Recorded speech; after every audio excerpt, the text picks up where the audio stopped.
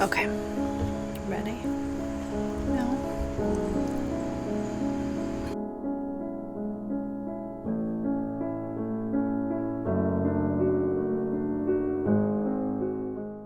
Hi everybody, welcome to the show. I think that was an acorn falling on the ceiling, on the skylight maybe. My neighbor is having some work done and I can hear like sawing or a drill or something, so hopefully you can't hear that. Welcome to the show. Today is episode 94 and sorry, I'm having heart palpitations. Are you having heart palpitations with your perimenopause, or maybe it's the hormones? I don't know. I've been having heart palpitations. Not fun. Anyway, today I wanted to kind of talk about a few issues that I have been dealing with in the knitting community, about doing things the wrong way, and what our responsibility should be as a quote-unquote influencer if you are on social media and interacting with people, and things you might want to think about if you also have a business.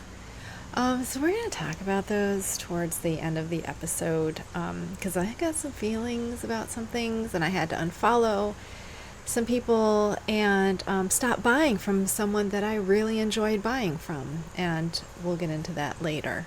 And I want to, of course, hear what you have, if you have things that you look for and stuff like that.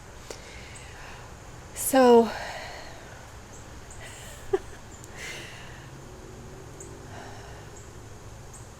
oh my God, the palpitations are awful. It's like instant panic attack. So today I have whips and squishy mail, and then some updates on some Halloween yarny stuff that maybe you're not aware of. But I'll tell you who I've got my eye on for Halloween this year, if you care.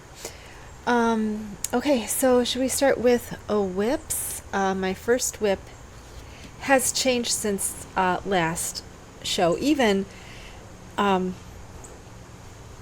before, like the next day I had already ripped it out and started something else.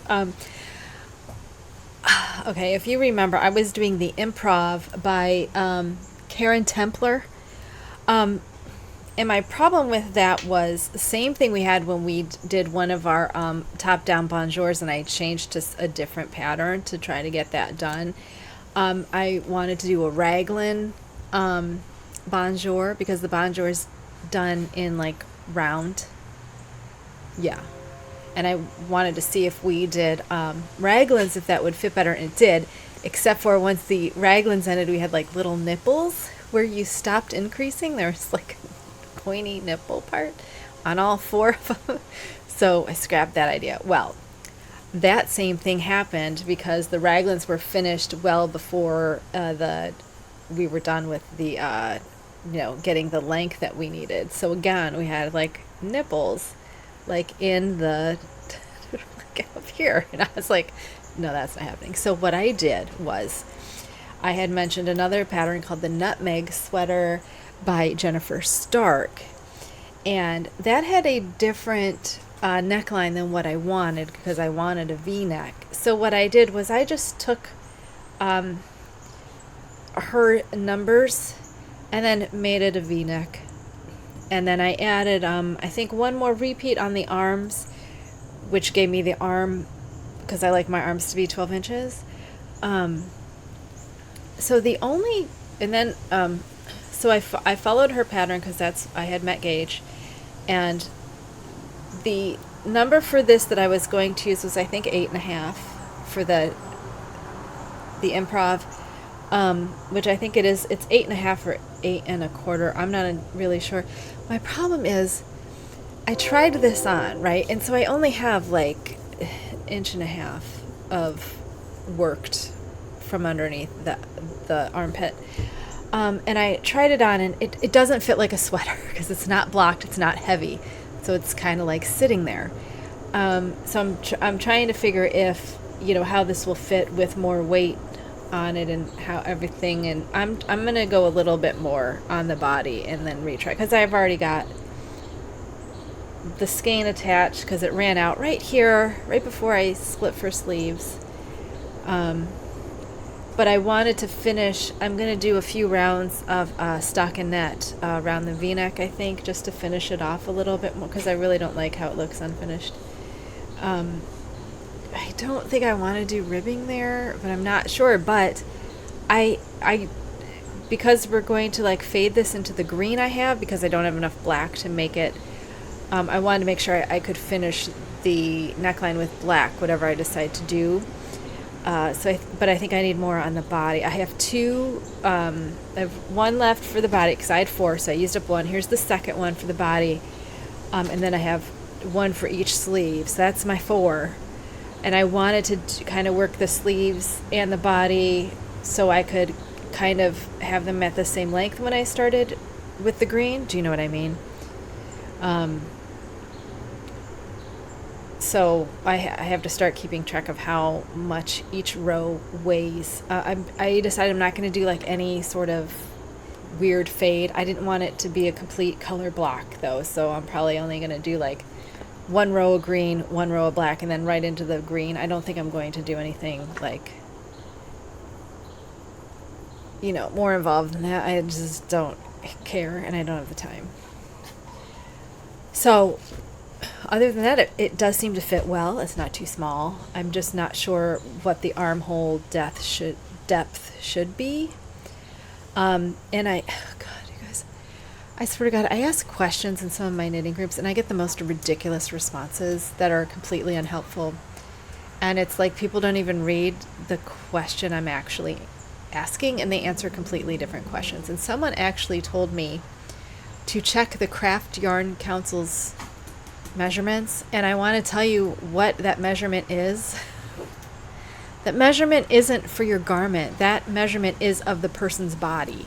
So if you aren't an adult female and you don't know what the average size of an arm length is, okay, that gives you the average arm length. I don't need that because I have myself.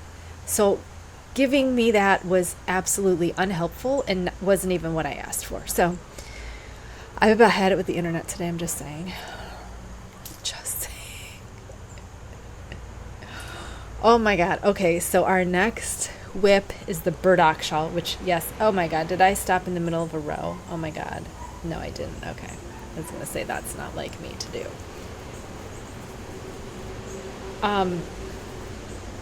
Okay, one thing about the Burdock. I did a gauge swatch because it's alpaca, and there you can see that is kind of, it's not too holy. It's a little bit holy than what I would like, but then I remembered there's 6 skeins of this, and it's going to be really long, so we don't want it very, very tight because we're going to be wrapping around. No, that's not them. That's the German Shepherds that live behind them.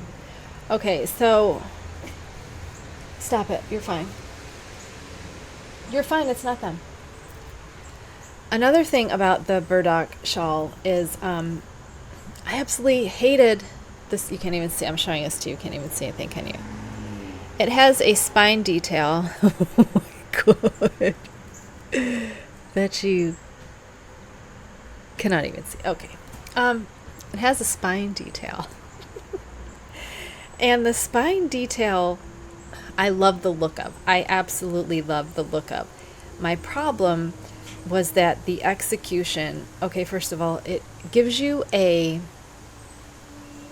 put a picture of what mine looks like in my Instagram post for this, because even here you're not going to be able to see it, I don't think. Well, oh, okay, you kind of can. You still get a spine. You still get a spine down the center. It's just different.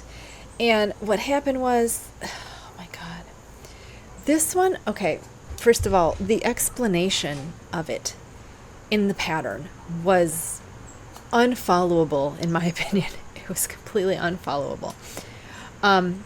and it linked to a video that was in a different language. The pattern is in English, and the video was in Russian, I believe. Don't quote me because I don't speak Russian.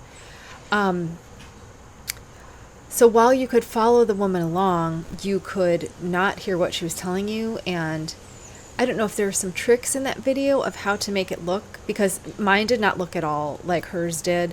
And I'm wondering if that's because on the with the alpaca content, it's not going to have the same look as wool. And hers looked amazing. But then the people that were doing the pattern also, some of them were using the same yarn and they had the spine, but mine was so full of holes. There were just so many holes, and I couldn't get it to look right. And also because you go through you work into 3 stitches. So there's 3 stitches on your needle, and you work through them, and you do a knit, yarn over knit, yarn over knit, and then pull out. And she's having you go in, pull. I don't remember how she did it, because then once I knew what I was looking for, I looked for other videos. And I still could not get it to work without big holes. And I did not want big holes in it because it's the spine of a shawl. I did not want big holes. So instead, from the same lady, I think, I found a similar lady, because it was, again, in Russian, and I just watched what she did, and I was like, that's so much easier. And then I found out what that was called. It is a cable 2 to the left and to the right. It's only 2 stitches. You work one left and one right. So what I did instead of this thing, working this thing every other right side round, I just make this one every right side round, so the stitch count stays the same. But the way you do it, you don't need a cable needle, and you don't slip your thing off the needle. So I did a reverse yarn over when you get to the 2 stitches, and then you go for the 2 stitches. Okay, 1 and 2. First one, the one away from you, you work front of the leg and you knit it. And then you go to the second one and you work the front of the leg, and then you pull them both off. And then I have a marker right there, so you slip the marker. And then again, you have one I do stitch 2 is at the end of the needle, and stitch 1 is next on the needle, because that's the word. So you come from the back, work the front of that one, then go back out and come back around and work the front of that second needle with that second stitch and drop it off your hook, and then do your reverse yarn over and then keep going. And that is so much more fun. And the stitch is different. It's the first one is more of a bobble stitch, and this is more of a cable stitch, which is fine because I don't really like bobbles anyway. I liked that stitch. I thought it looked nice. Mine just didn't look like that at all at the gauge provided. It just did not look like it. And I couldn't find any way to fix that. So the one I did, I think it's the cable to left and cable to right, C2L, C2R. I think that's what it's called. It's doing the exact same thing that the other stitch did, only it's fun to do, and it's even less paying attention because you do it every right side instead of every other right side, so I don't have to pay attention. I just do the same thing. But then on my way back, when I come back, I have to make sure that I get those reverse yarn overs. The other thing about this pattern that I'm not really excited about is the other increase, because this is a triangle, so it's got an increase on one increase on both sides, and then 2 increases in the middle, standard triangle shape. These are written as a yarn overs, which is fine. I love this look, but on the alpaca, I'm afraid these are going to end up huge when I block them, and for some reason, if you can tell, mine are never the same size. Like, these ones are always bigger than these ones. You see, like, my whole finger comes in here and then just the fingertip on it. It does not matter. I have tried using 2 yarn overs on this, which is why I don't like to use the yarn over increase on shawls this way, because one side is always different than the other side, and it's just my tension. And I've noticed it if I put a make one left and make one right, same thing. It must be something in how I knit that just does this. It must be my tension. I don't mind though. The only thing with this is that I had to block my swatch to size. I had to block it to size, which is what I'm going to have to do with this. It's not one you can just, stretch out, and like you're going to have to block it to size if you're using this yarn. And that just might be the fiber content. I don't know. But that's what I had to do with my swatch to get it to the right. Oh, that is Barocco Ultra Alpaca. Yeah, that's the yarn we're using. Okay, last one. Last whip. 3 whips. Is my DK knit top in the Cotton Basic. This is Uru yarn. 100% Uru, yeah, Cotton Basic, or Uru yarn. Cotton Basic is the yarn name. Cotton Basic. It is 100% organic Pima cotton. DK weight 266 yards, 100 grams. This color weight is Stardust. This is from Knitcrate. I don't know how long ago.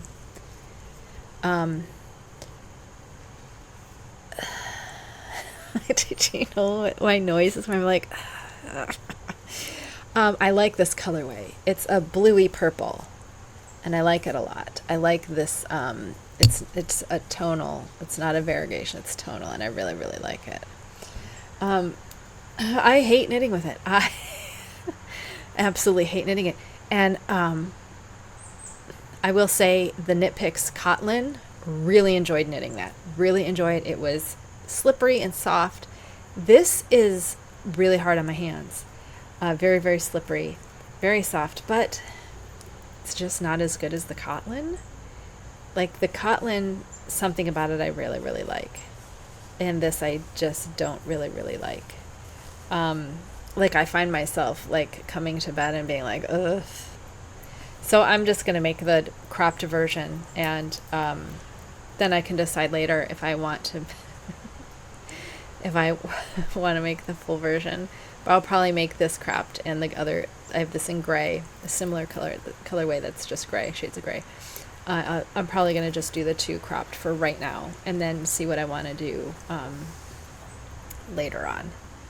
So we'll see. Not impressed with that yarn, I guess, but I don't work with a lot of cottons anyway, so it might be a perfectly fine cotton. I didn't like it. I really enjoyed the Kotlin from Knit Picks, which is weird because I don't usually prefer Knit Picks. But if you're not sure about cotton, or you find it to be not fun to work with, I really enjoyed the Kotlin, working with the Kotlin. I have not worn that shirt very much though, because it's full length. I could have totally worn it today, but I didn't. Oh, I didn't even talk about what I was wearing, did I? Okay, well, since we're done with whips, let's talk about what I'm wearing. So I totally glossed over that. This is my pattern Eleanor that is free on my website. And this was an overdye that we did last September, I think. I had a skein that was a lot of white, and the black wasn't really a dark black. So I overdyed the white. It had white with purple and orange speckles, and the speckles actually stayed. I thought the speckles were going to turn brown, and they didn't. You can still really see, or they're still orange. They're like a burnt orange speckle. Do I see the purple ones? I'm not sure because one of my colors is purple, so I'm not entirely sure if I see purple speckles. But this, probably, if you look around last time, September dye project, I probably talked about this, I'm assuming. I love this big black chunk right in the middle. Oh, it's my favorite. Anyway, this is like my favorite version of Eleanor, and since I'm wanting it to be Halloween so bad that I just wanted the colors again. So, you could make this, if I'm sure I told you how to do it. I'm sure I gave you the, things for it. I don't know, it wasn't overdye, but I'm assuming I did. Anyway, what I'm wearing underneath is my DK top in Blue Sky Fibers Woolstock worsted in Midnight Sea, which is really, really dark bluey teal that I really, really like. And I love this base, this Blue Sky Fibers wool stock worsted. It is a Peruvian Highland, I believe. I'm pretty sure it's Peruvian, so I'm assuming I think it's, no, did it say Highland? And I'm just assuming it's Peruvian. I mean, it is Peruvian. But anyway, blah, blah, blah. I really, as a Peruvian Highland is probably my favorite wool base. It is a mix of Corriedale and Merino, I believe. And so it's soft with also being sturdy, which is how I like my wools. I'm not afraid of a rustic wool. And it's softer than other Peruvian Highlands that I have used. It is way softer. Like way softer than Knit Picks Wool of the Andes, and also Cascade 220, which was my favorite. I'd say it's closer to the 220 and softer than the 220. Also more expensive. So if you like 220, I think you would really, really like this, because I love 220 and I was like over the moon when I tried this on. I was like, oh my gosh, it's so soft. So really, if you want to splurge on a Peruvian, I would highly recommend using that. Okay, so where are we at? Oh, squishy mail. I'm conflicted about today's squishy mail because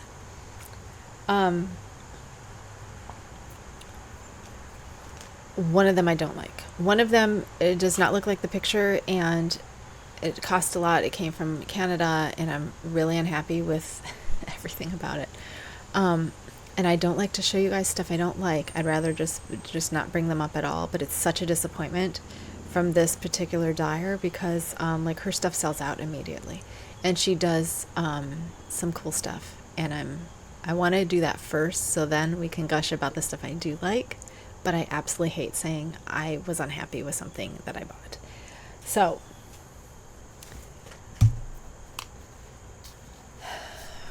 guys, this is Shirley Bryan.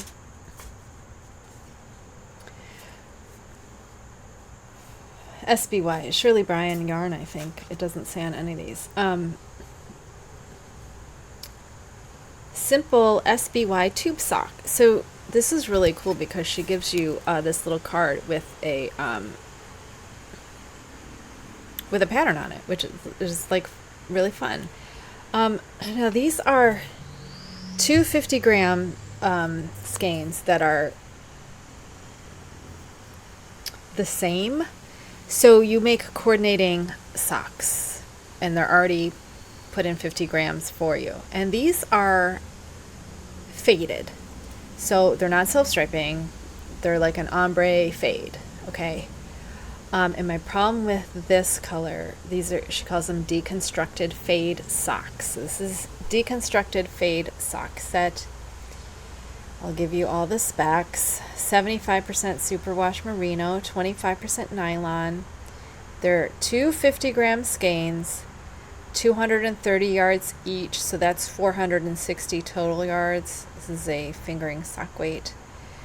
This colorway is called Why Are You Keeping This Curiosity Door Locked? And I don't know what that is a reference to. I don't know.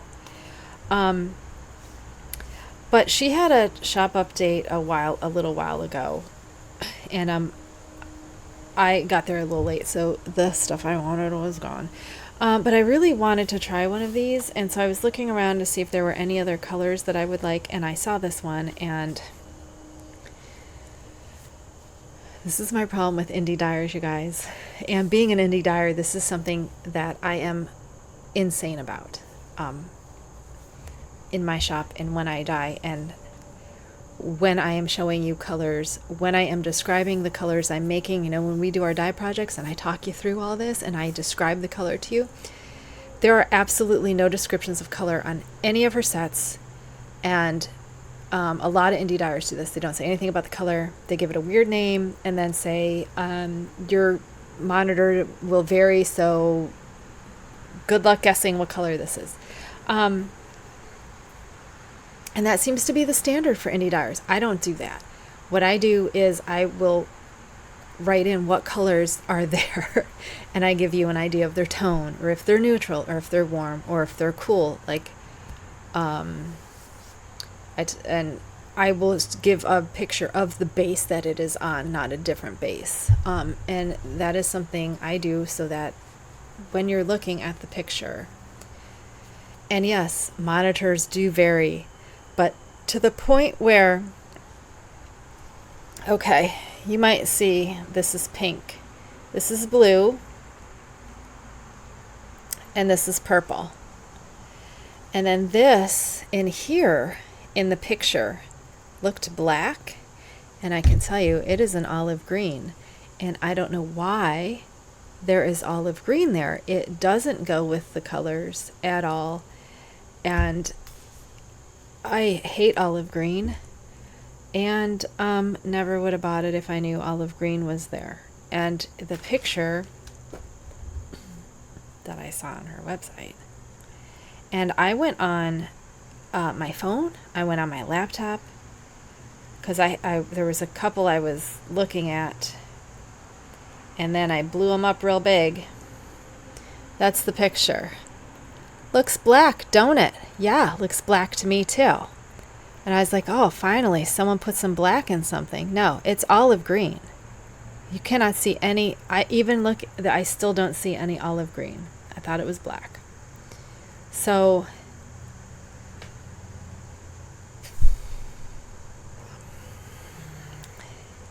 needless to say, this was quite expensive, as you can imagine. I spent $50 on this and what do you call a little tape measure. That's all I bought. And the cost to ship was almost 14 US dollars. So like it cost me $50 for those two things. And I was so excited to finally get yarn from her, and then to have it be the other colors are gorgeous. The other colors are gorgeous and look just like the photo, and then there's that like olive greeny brown. You know what I mean? Like a military color.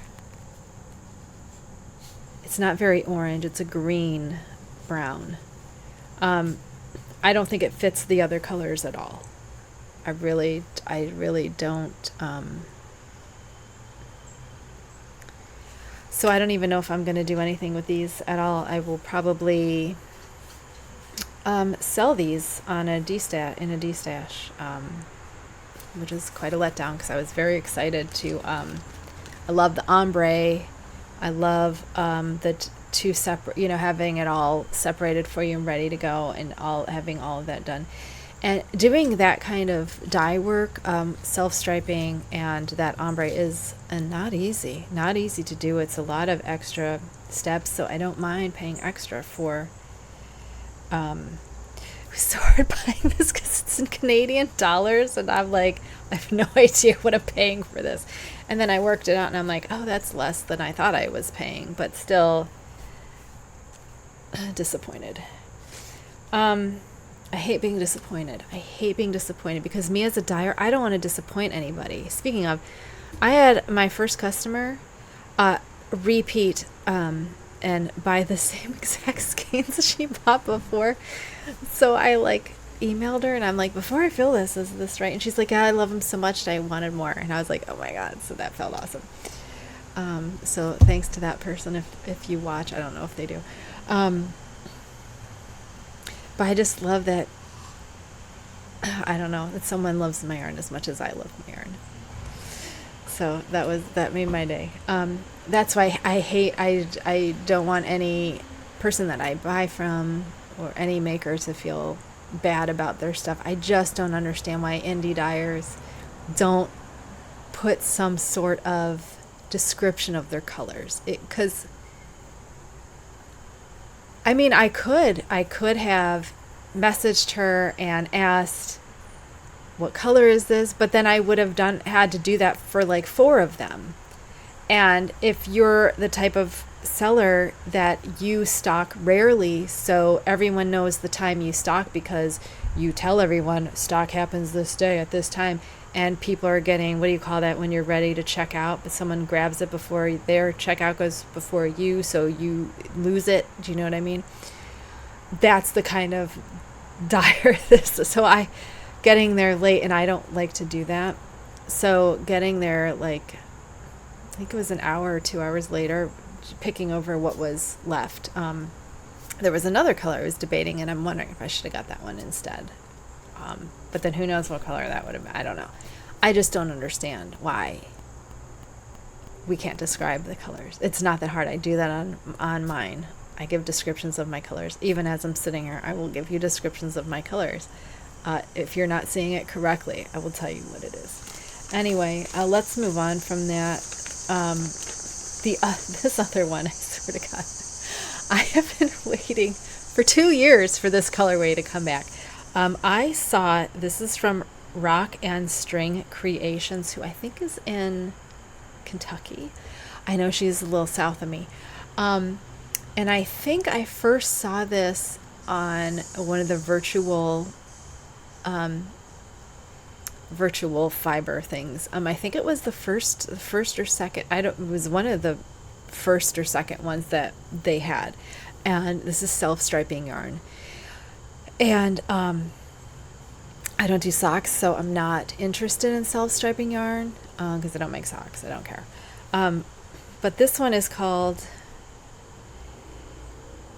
Neon Nights, and I needed it immediately. So it's just neon rainbow with black. And I'm not even kidding you, you guys. I had a tab open for 2 years of this colorway. And then when she finally announced it, like last month, that it was open for pre-orders, I went there immediately, and I was like, I've been waiting 2 years for this. I'm so excited. And exactly what it looked like, just exactly. And she one of the samples of it looked like a shawl, and I was like, I know it's self-striping, but I'm going to do a shawl out of this, which means the rainbow will change. So I'm super excited. I don't know what I'm going to do, which shawl yet, though. I got to go back and look at the picture because that was giving me some sort of inspiration. So I'm so excited. So excited. Rock and String Creations. This is on Super Sock, 75% superwash merino, 25% nylon, 460 yards, 100 grams. It is really soft too.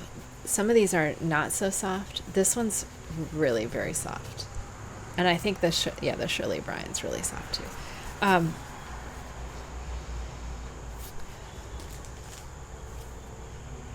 Oh, very smelly. Oh God, so smelly. Oh, I love it. Okay, this one's not so smelly. I think it smells like a detergent or soap. Not like perfumey soap, but like some sort. It smells clean, which that's fine by me. I'll smell clean all day long. I don't care. But I do love a stinky barnyard smell. Not gonna lie. 2 years I waited for this, and I'm not really big on neons, but I loved the ratio of neon to black is good for me because it's not over. I don't like a lot of neon. I'm super excited because they look like little blips in between. I don't know how big the thing is. The repeats. I don't know if there's a standard for self-striping yarn. I don't dye self-striping. Like I said, that's a headache I don't need. But props to the people that do, because I am so in love with this colorway. It's not even funny. I probably should have got 2. So excited. So excited for this. I don't know. It's going to be a shawl because I want to wear this. I'm so excited about this. Okay, so that's the squishy mail for today. What I want to tell you. Oh, I wanted to tell you 2 things. If you are into Halloween, like I am, Goth Girl TM, love Halloween. This year, I decided to again get the Lola, stop, please. Thank you. Last year, Haute Knit Yarn did a haunted studio collection. It was 12 minis. And this year she's doing it again. I absolutely loved every mini I got in there. They were great. Some of them were colorways that she has, and some of them were exclusive to that year. Absolutely loved it. I'm pretty sure I showed it to you. Oh, I should probably figure out what one that's it. Anyway, she still has pre-orders open. If you want her one for this year, I think it was like $80 something, if I'm remembering correctly. I'm so excited because I did another one last year that I don't think I showed you. I got a 13-day box from another indie dyer and was not at all impressed. Which I was shocked that I was not impressed with it, because I like their work and they usually have a very cohesive look. And for some reason it was like 13 Days of Witches or something, and I could not I actually did it once a day. Opened it. The first thing I did for those 13 was open it up, and I couldn't figure out how they worked together. I couldn't find any rhyme or reason of, even through their names, nothing. It did not make any sense, and I'm like, these don't coordinate into anything. So I was really let down by that one. So I'm a little bit hesitant to do other Halloween advents. But Haute Knit, I think she is really good with Halloween. I think it's a color palette that she understands how they work together. And though there is a lot of orange because it's Halloween, it's not witchy or anything. It's straight up commercial Halloween. I don't mind orange if it's in a Halloweeny way. It's not my favorite, but I don't mind it. Plus, there's not a lot of brown, which brown and orange together, absolutely zero, no way. But she understands like how this is like a Halloween green, right? This is like Frankenstein green, right? Okay, you know what I'm talking about. Sea monster green, right? Creature from the Black Lagoon. Wasn't he like greeny monster? Anyway, I signed up for her one this year, so I'm excited. But what I wanted to tell you is that Whimzee Stitches, who I have talked about here before because they make that clear vinyl bag that I love so much. So if you want one and you like spooky stuff, this is probably the time to go visit their store. Now they are participating in the DFW Fiber Fest, which is September 23rd to the 25th. So after that, whatever is left over will be put in their shop. So they are doing a Hocus Pocus collection, and go look on their Instagram, which I will link right below, and look at them because they're amazing. And I'm trying to figure out which ones I want to get when they come back and put them up for sale. I know the Dead Man's Toe looks amazing, and I also like the Hocus Pocus, and there was one, or Amok. No, Hocus Pocus. I don't remember. I smell children. I don't remember, but they look very good. And the bags are amazing. The bags are very well made. Absolutely love the bags. I was thinking of getting a second bag because my favorite bag maker, the one who makes my absolute favorite bags, Allegheny Fiber Arts, whatever, no bags. I've not seen any bags. And her website's gone, so she's back to Etsy. No bags on her thing. And I asked her before if she, like 3 years ago, I don't know, whenever I first bought her first bag, I was like, do you have any Halloween ones? And she is not into Halloween at all. So that skull is that bag that I have is black and white with like skulls and roses on it. Like it's so like biker or something. It was the closest thing that like fit what the rest is kind of like, I think like Southwest looking. I'm trying to remember. I know there were like some cats and stuff, but none of the colors were black because that's what I look for, is black color. So I'm sure I could make a bag similar to it. Like I have the bag. I don't know why I couldn't just make it myself. It's not that hard, but I didn't want to. Like, can you just make one that I can buy so I don't have to sew it myself? Right. Anyway. Oh my gosh. So, are you looking forward to anything for Halloween this year? Because I would love to know if you have something good that I need to see that I might want to buy for Halloween. Please put them in the comments. Please. Okay, so now I kind of want to talk about something that's a little bit serious.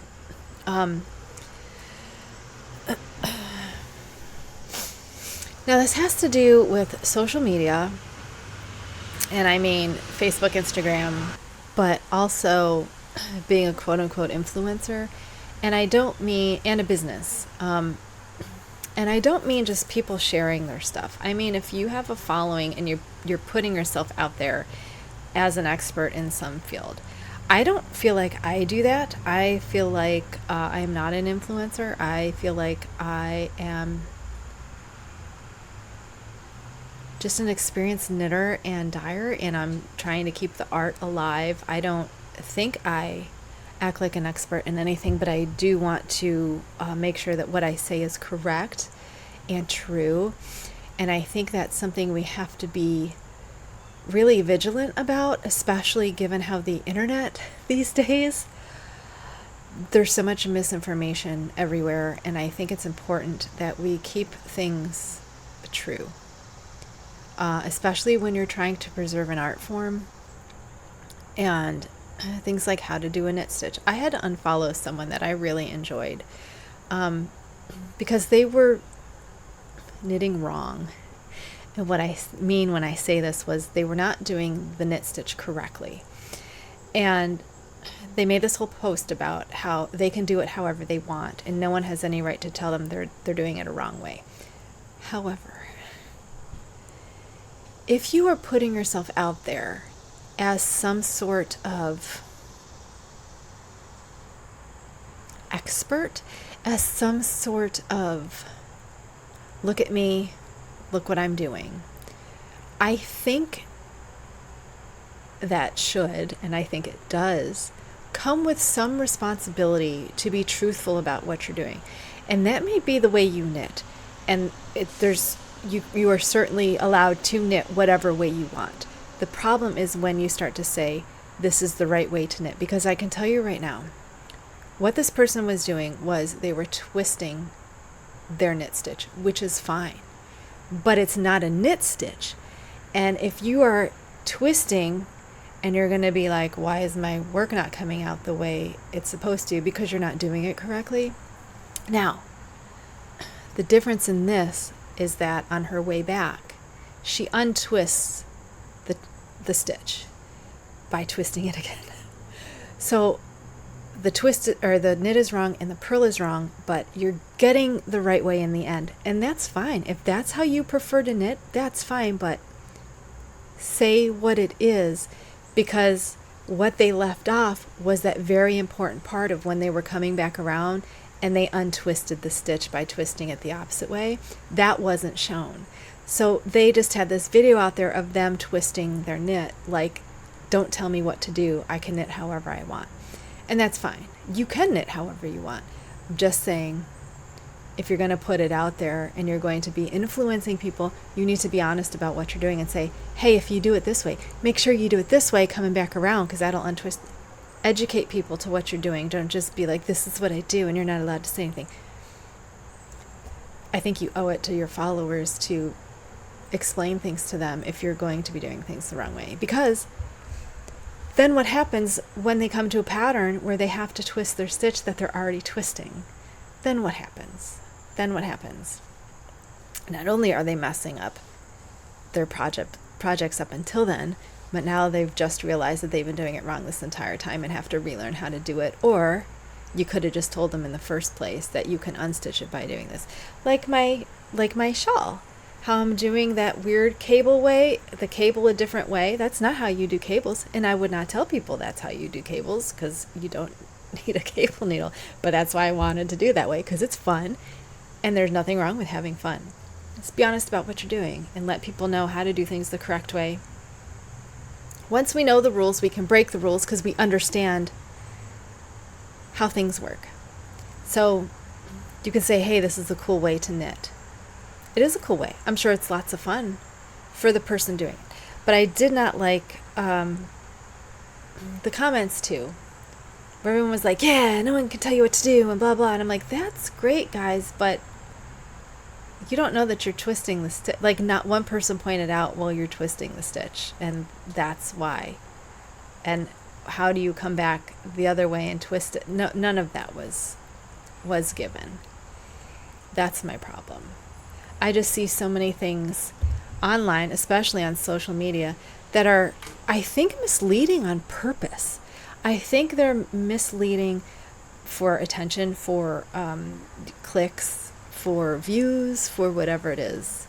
And I think in our industry, in our art, I think we have to have a higher standard and say, that's all well and good, but explain to people what you're actually doing. I want to point out that I was watching this TikTok of this girl, not a knitter, of just this random girl who was trying to tell people that her eyes changed color if she went outside. And that's how I learned that, what is that, transition contacts are a thing. I did not know they were a thing. But there are contacts that darken, the lenses darken like your glasses darken.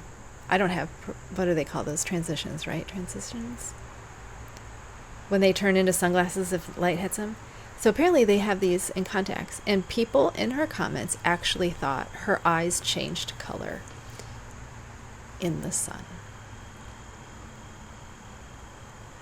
And I'm so glad I don't have children or grandchildren that have to deal with this, because the world must be absolutely confusing to these kids that think someone's eyes change color when they go outside. I'm not even kidding you. I'm not even kidding you. So can we be mindful of what we're saying? We can't police the whole internet, but can we not do this in our art? And one other thing I wanted to say, the business that I unfollowed also, that I will no longer buy from. Someone whose stuff I loved. I have shown her stuff on here a lot of times. I have recommended her to fellow dyers, fellow knitters. And I was really upset to see, this might not be a big deal to people, but if you, like me, have lost people to distracted driving, this just gutted me to see someone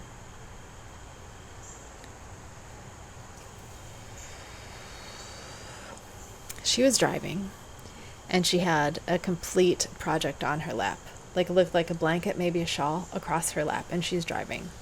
And she likes to knit at red lights. Now, this is against the law in a lot of places. This is the same as texting while driving. And then one of the hashtags was, I know it's wrong. And then they were like, but I'm going to keep doing it anyway. Ha ha ha. And I went back to their profile today to look, and there were even more, and people saying how they read at stoplights, and I am terrified for everyone on the road right now.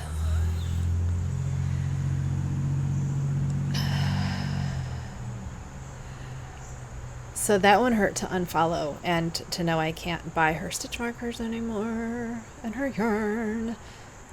And now those projects are kind of tainted, because that's such a, you're endangering people doing that. It's not even like, haha, it's fun for you. You're literally putting people in danger, and that's so dangerous. So dangerous. Like, what if you hit somebody? What if you hit somebody's kid? What if you have, do you do that when you have your kids in the car? Like, are you kidding me? Like, I just can't, you guys. I cannot. I can't. Do you ever feel like you're an alien on Earth and you're like, what is happening? What's happening? How are humans like this? I feel like our country is like become so centered on individual rights, which is a nice thing, that we have forgotten that there's anything beyond ourselves. And I think for a lot of us that's worrying. especially if you are the kind of individual that is yourself disabled or your children are disabled, and you know your children are gonna outlive you, and you're like, who is going to take care of my child? And these are the people around you. These are your neighbors. These are the people.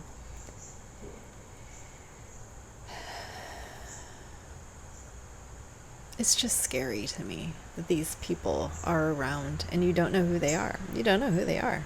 They could be your neighbors. They could be your family. You just don't know. And they think it's funny. I just don't think it's funny to lie to people or to put them in danger. I don't know what the answer is. Because it seems like on social media it's so easy to weaponize your followers. Like, we've seen this, right? Like, I just read a thing about the show The Boys, Eric Kripke, that one of the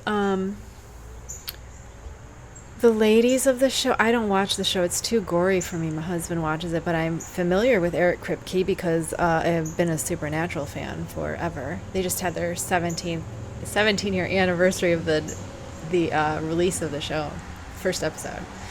But anyway, I guess one of the girls, I don't know who it was getting bullied on social media. Like, trolls were, like, misogynist trolls were coming after her and stuff, and I guess that's completely against the message of the show. I don't know, I don't watch it. But I was, like, disgusted that even needed to be said. And I know, like, when Star Wars came out, Rey, the girl who played Rey, Daisy, is her name Daisy something? I remember she got bullied so hard on social media that she closed her accounts. I know Millie Bobby Brown, I think, too, from Stranger Things 11. I think something similar happened to her. It's so easy to even, what's his name, Jake Gyllenhaal, was saying something about being bullied by Taylor Swift fans still, for something that didn't even happen, that he says wasn't even him. Something about a red scarf that she even just said it never existed. It was a metaphor. But still, her fans, like, bully him about, I don't know, I guess they did, I don't know. I'm not up on the gossip of this, but I was like, it's so easy to weaponize a following. I've seen it done in our own community. I've seen followers weaponized to destroy other people. And there are makers in our community that now have PTSD for nothing, for no reason at all, for things that weren't even true. And I think we need to be more careful in our community, what we're saying, what we're putting out there, and just be mindful of what you're saying and how that's going to alienate people. And also, those people might be afraid to speak up because of being turned on. So I don't know where we go from here. I don't know how social media seems to be like its own animal, and I don't know how to navigate it. So if you've noticed, I'm not on social media at all. I post my show day, and that's pretty much it. I'm trying to get back to where I'm at a place taking pictures of my progress, because I would post 4 days a week, Monday, Tuesday, Wednesday, and Thursday. I would post whatever projects I was working, because typically I had about 4 projects going. I could take a picture of my weekly status for each one and post it. But it got to be where I was just seeing too much. So I can post as long as I don't interact. It's too much for me to deal with all that negativity. And then it's like, it can get to you anytime. People can tag you and say mean things to you, and then it's like you're being attacked in your own home, and there's no safe place to go where can't reach you. So I stay away from it at all. No, I don't like it. So anyway, I would love it if we could be nicer and more inclusive, and let's work on telling the truth and not putting people's lives in danger. If you could, that would be great. Have I brought everyone down? I hope not, because I don't want to bring everybody down, but I still think if we're not speaking up, I think we become part of the problem. And I don't want to be part of the problem. Also, how excited are you about Brendan Fraser making a comeback? Are you excited? Like, I remember School Ties. I remember Encino Man. That was probably the first time I saw him with School Ties, I think. I mean, I remember Encino Man, but I was such a Pauly Shore fan that I don't remember him having much of a part in that, because I love Pauly Shore. I'm not even kidding. I love Pauly Shore. I think it's because I grew up, I have like the MTV generation. That's the first time we saw Pauly Shore was on MTV, right? Was he on some show on MTV, and then he became a comedian? So Jon Stewart too was on, was it Sports or some, I don't remember. Still love Jon Stewart. And Cindy Crawford. Anyway, I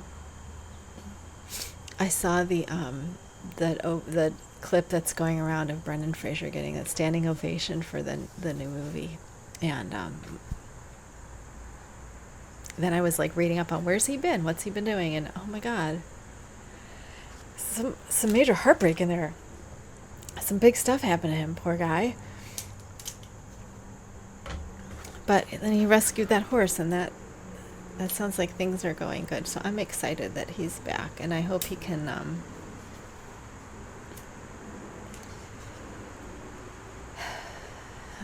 get past the things he needs to get past, because he seems like a nice individual. Okay, so next week, planning October projects, which means I have to decide whether or not I'm going to do the famous Stephen West mystery knit along this year. Also, he put out episode 5 of his podcast, so go watch it if you haven't already. And one of it, oh my goodness, what was it? He, in his podcast, he was showing some shawls. Of course he was. What else would he be doing on his podcast but showing us some shawls, right? I put it on my queue, so let me look what it was. I don't know why that's first. Okay. Shawl Smorsgasbord. I don't even know if I can say that. It looked to me like it would be great for minis, and I have a bunch of minis that I wanted to use up. So here, I'll show you a picture of what it looks like. It looks like this. Shawl Smorsgasbord. It's done with 7 colors, but I was thinking all of those looks like those could be minis, and then a couple minis for that edge maybe. Do you have something that you do with like 20-gram minis? Do you have like an advent? I've seen some, but I wasn't like, I don't really like shawls that are just a rectangle. I don't really like those. I don't know why I don't like those. I don't know. I guess I could try one of those. But anyway, if you have a suggestion for advents, please send me a link or tell me what it is. Please. I don't know what I'm going to do with all these advents, and I'd like to get the one I didn't like. I'd like to put that together with something. I don't know what else to do with all those minis. Let's dye them all black and put them in between my other I could just throw them in a... I'll have to see if they match up to the Haute knit ones, because then I'll have 24 Haute knit ones and some black minis, and I could probably work that in. Anyway, do you do advents? Thank you. Anyway, okay. I hope it wasn't too much of a downer episode. Was it a downer? Oh, I'm probably going to hate it, and then I'm going to want to reshoot it later. Is that what I'm going to do? I hope it wasn't too negative. Was it too negative?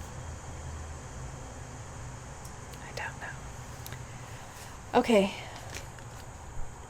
That's all I got, guys. And it's like 3 o'clock, and I gotta feed the dogs, and I need lunch because I'm hungry. Anyway, yes, so lots of Halloween stuff. I'm so excited. I want to see everything you have that's Halloween. So who are you buying? What are you doing? Halloweeny. Give it to me. Okay.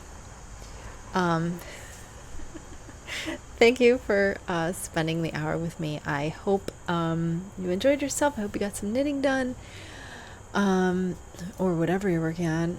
I'd love to see that too. Also, who are you watching? Are you watching anybody fun? Feel free to reach out and leave me comments and stuff. I don't mind. Okay. So, take care of yourselves. I'll see you next week. Goodbye.